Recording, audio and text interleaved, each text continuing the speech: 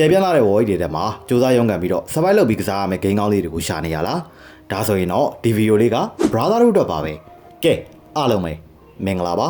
ကျွန်တော်ကတော့ဇက်ပါဒီနေ့ကတော့ mobile ပေါ်မှာဆော့လို့ကောင်းမဲ့ survival ဂိမ်းကောင်းလေးတွေကိုပြပြပေးသွားမှာဖြစ်ပါတယ်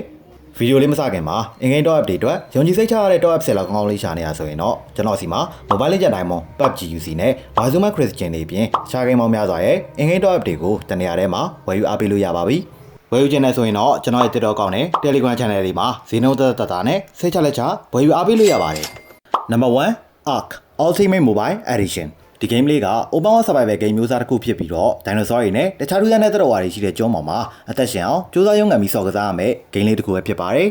game စကလေးကကျွန်းပေါ်မှာလက်ပလာနဲ့ဒိုးထားလာမှာဖြစ်ပြီးတော့အသက်ရှင်ဖို့လိုအပ်တဲ့ resource တွေကိုစုမယ်အိမ်နေစောင့်မယ်နောက်ပြီး dinosaur တွေကိုတတ်မယ်ဒါမှမဟုတ်ရင်ရင်မအောင်မွေးပြီးတော့စီးမယ်ကြိုက်တာလုပ်လို့ရပါတယ်တယောက်တည်းလည်း AC ဆော့လို့ရသလို multiplayer war ထဲသွားပြီးတော့တခြား player တွေနဲ့တန်ငယ်ချင်းဖွဲ့တာတခြား player တွေရဲ့စကန်နဲ့ဝင်ပြီးတော့ပစ္စည်းလူရက်တာတွေပါလုပ်လို့ရပါတယ်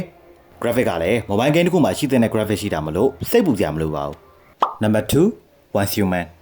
ဒီ game လေးက Open World Survival မှာ horror ငွေတက်တွေပြည့်နေတဲ့ game ကောင်းလေးတစ်ခုပဲဖြစ်ပါတယ်ဒီကဘာကြီးထဲမှာ Stardust လို့ခေါ်တဲ့တခြားကဘာလာတဲ့ပစ္စည်းတွေရဲ့ကူးစက်မှုတွေကနေလူတွေတရိတ်ဆန်နေနဲ့အပင်တွေကကြောက်စရာကောင်းတဲ့ mutant တွေဖြစ်ကုန်ကြပါတယ်ဒီလိုကဘာပြက်ကြီးထဲမှာ player တွေအနေနဲ့အသက်ရှင်အောင်စူးစမ်းပြီးဆော်ကစားရမှာဖြစ်ပါတယ် survival game တွေရဲ့ထုံးစံတိုင်းလိုအပ်တဲ့ resource တွေကိုစုမယ် boss တွေကိုချမယ် base တွေစောင့်မယ်တနက်တွေဓာတ်တွေအပြင်ကားတွေဆိုင်ငယ်တွေကိုပါတိစောက်လို့ရပါတယ်ဒီ game လေးရဲ့ထူးခြားတဲ့အချက်ကတော့ Deviant လို့ခေါ်တဲ့ထူးဆန်းတဲ့သတ္တဝါလေးတွေကိုဖမ်းပြီးတော့ support အနေနဲ့ပြန်လည်သုံးချလို့ရတာပါ PVP mode တွေပါတာမလို့ဆန်းစောကြည့်ရင်တော့နောက်မရမယ့် game မျိုးလေးဖြစ်ပါတယ်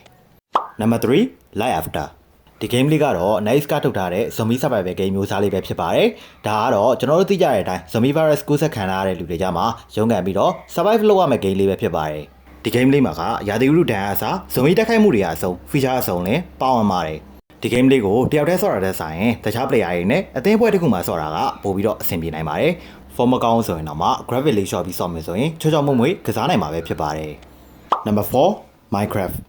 ဒီ game လေးကလူကြိုက်အများဆုံးလို့တောင်ပြောလို့ရမယ့် sandbox အမျိုးအစား game လေးပဲဖြစ်ပါတယ်။ရိုးရှင်းတဲ့ block လေးနဲ့တိစောက်ထားရဆိုပေမဲ့ player တွေရဲ့စိတ်ကူးစိတ်တမ်းရှိသလောက်ဘာမှမဆိုဖန်တီးနိုင်တဲ့ game ကောင်းလေးတစ်ခုပဲဖြစ်ပါတယ်။ဒီ game လေးထဲမှာ survival နဲ့ creative mode ဆိုပြီးတော့နှစ်မျိုးရှိပါတယ်။ survival မှာကအစာရှာမယ်၊အိမ်ဆောက်မယ်၊ညဘက်ထွက်လာတဲ့ monster တွေကိုတိုက်ခိုက်မယ်၊လိုအပ်တဲ့ပစ္စည်းတွေကိုမိုင်းလုပ်ပြီးရှာတာတွေအစုံလုပ်လို့ရပါတယ်။ creative မှာကတော့အသက်လည်းမသေးသလိုပစ္စည်းတွေကိုလည်းစိတ်ကြိုက်အသုံးပြုနိုင်ပါတယ်။တငယ်ချင်းတွေနဲ့လည်းစာပါထောင်ပြီးတော့အတူတူဆော့လို့ရပါသေးတယ်။ goals တွေလည်းမရှိတာမလို့ကိုဖြစ်ချင်တာတွေကိုကိုစိတ်ကြိုက်ဖန်တီးနိုင်မှာဖြစ်ပါတယ်